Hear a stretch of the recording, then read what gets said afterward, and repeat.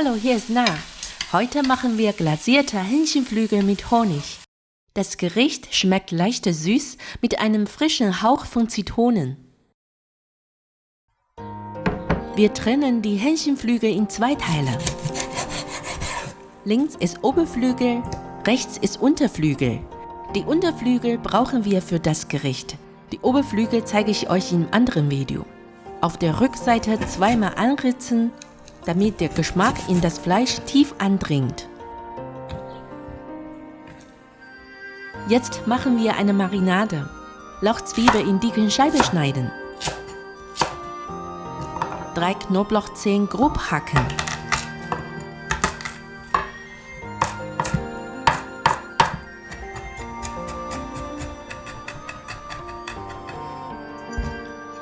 Halbe Zitrone in Scheiben schneiden.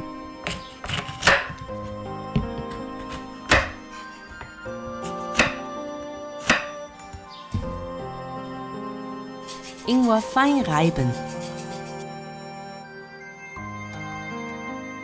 Halber Teelöffel Salz, wenig Pfefferpulver, 2 Esslöffel heller Sojasauce, 1 Esslöffel Austernsoße, 2 Esslöffel Reiswein, gut vermengen. Hähnchenflügel dazugeben.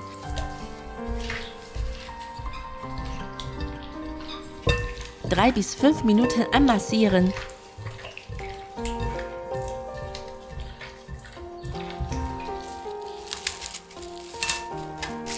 Mindestens 2 Stunden ziehen lassen.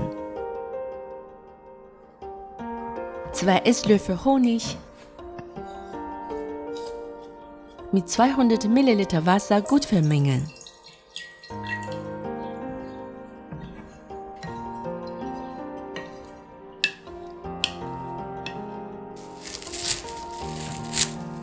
Hähnchenflügel von Gewürzen befreien.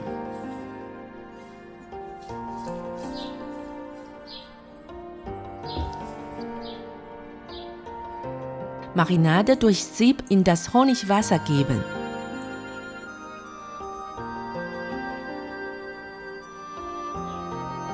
Ein Schuss Öl in die heiße Pfanne. Hähnchenflügel von beiden Seiten goldbraun anbraten.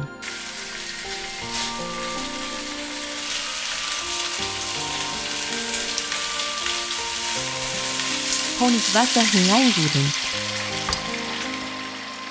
Aufkochen lassen.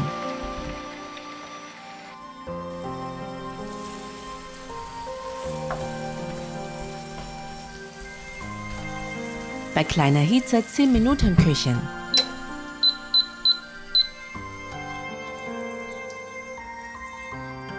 Bei großer Hitze die Soße reduzieren.